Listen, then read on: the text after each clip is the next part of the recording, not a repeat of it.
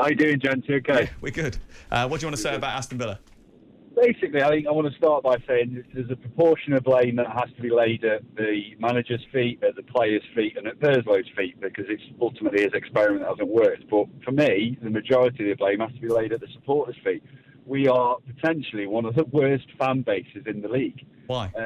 We're awful. We don't get behind the players when the players need it. We lobbied for Paul Lambert, we turned on him. We lobbied for Dean Smith, we turned on him.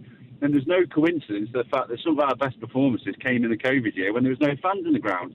We beat a very, very strong Liverpool team 7-2.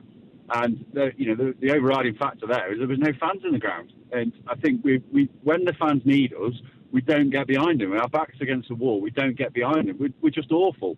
Some of the stuff that's shouted from the fans is disgusting. Do you think Steven Gerrard should have gone? Steven Gerrard, outside of Villa, is one of my favourite ever players, and I really, really wanted him to succeed. I think ultimately, like you mentioned there about the decisions he's made with the captaincies and such like, I think that has ultimately has been part of this downfall. I'd like to have seen him given him a bit more time. That said, for me, when you look at videos of the training, they all look flat, they look down, they don't look happy. And I wonder if you could get an honest answer out of the players. Do they like playing at Villa Park at the moment? If they said yes, I genuinely think they were saying that to appease the fans. We just do not back the players enough. We're just awful. Dave, is that because of what I've been saying, that maybe there are a generation of Aston Villa fans, to quote Martin Keown, that remember when you were holding the European Cup aloft, that think you are still that club when you're not anymore, are you?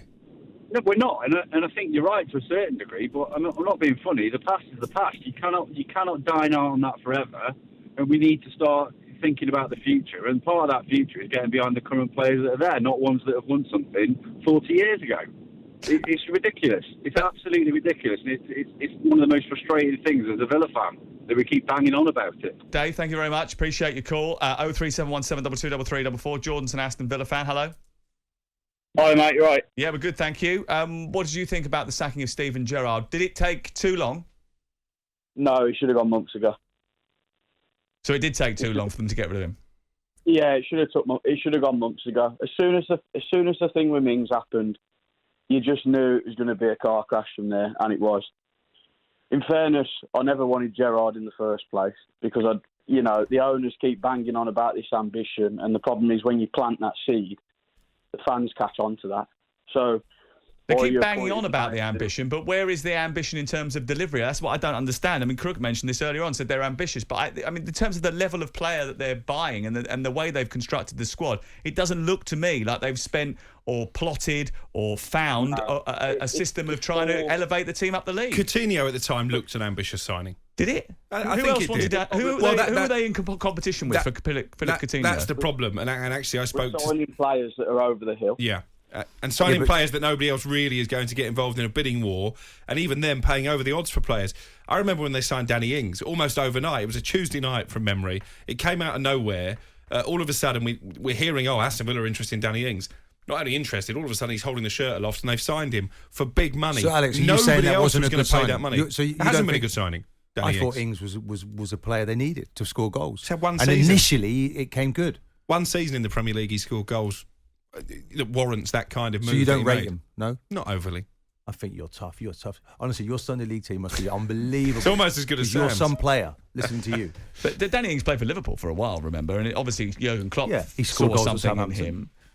He did score goals for Southampton, but he's obviously getting north in terms of his 30s now. Of course. And it's a difficult one. We've talked, haven't we, about this? But it's interesting to listen to the calls that there needs to be work done, doesn't there, between the club and the realistic expectations with the fans, with the club, and the players, because it's proving to be a difficult environment, and there's no unity right now, is there? Well, it's a difficult place to play your football. You're right about there needs to be a unity and needs to be a vision which is joined up, and the owners obviously have a responsibility there. Scott is an Aston Villa fan who's called us to talk about them. Hello. Hiya, mate. Yeah. What it is we are a big club, so are Forest, so are Leeds, so are a lot of teams. But yes, we are ambitious, and it's all about starting from the bottom. I think Christian Perlis needs to go as well, because what we have been getting has been terrible. But I do believe we should go for Tuchel as a manager, because if we do want to kick on, you've got to start from it. He won't take it. A manager. No chance is Thomas Tuchel going to accept the Aston Villa job. No chance. He wants the England job, if anything. Why would he go to Aston Villa? He's a European Cup winner. Right. Then go for an elite manager. What we can't get. If it's Poch, go for Poch. But then at the same you won't time, get Poch either. Getting the players in.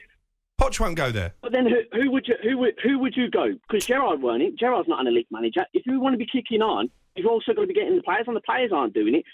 McGinn's shouldn't be there. He's a championship player. He's a good championship player. Watkins is a winger. He's not even a striker.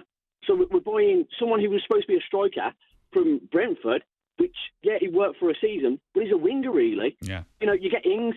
Ings, like you say, doesn't really do it. He's a good player, but at the same time, he's got to get the service.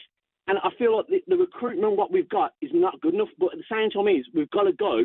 If you want to get the ambition, we've got to go for their managers. And fair enough, if we're not getting them, then we know where we're at. How would you pitch it to me? If I'm Thomas Tuchel, sell me Aston Villa. Why should Thomas Tuchel or Maurizio Pochettino go to Aston Villa? Sell it to us. You turn around and go, listen, we're a big club. We want to go places. We're getting you in. You can see by getting you in, you are a winning manager. You've won the European Cup. You've done it at Dortmund. You've done it at Chelsea. Let's get you in. We're going to back you with financially. If they are not backing him financially, then we know that obviously that the owners are not serious about taking this club forward. And then then we know what our ambition is and what our expectations are.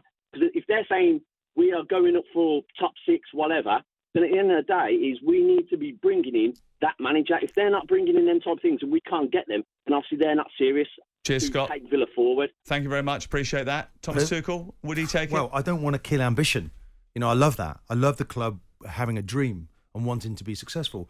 And why not, really? Because if you look at the Premier League clubs, they're so powerfully wealthy. They can almost go on an express journey, can't they, into greatness if they get it right and they get the right manager through the door.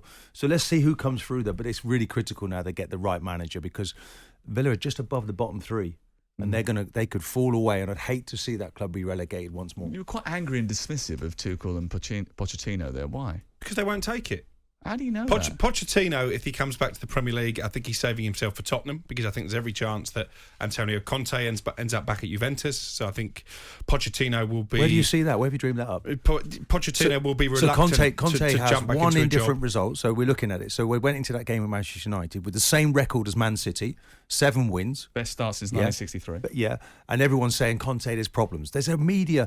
You're fanning I'm not saying that Conte's going to get fired. I'm saying that I think he'll end up back at Juventus. Well, he hasn't committed to a new long-term contract. That is a problem for Tottenham.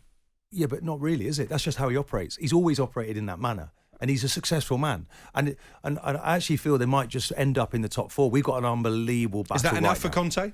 Finishing top 4? I think it's actually almost a victory to do it again.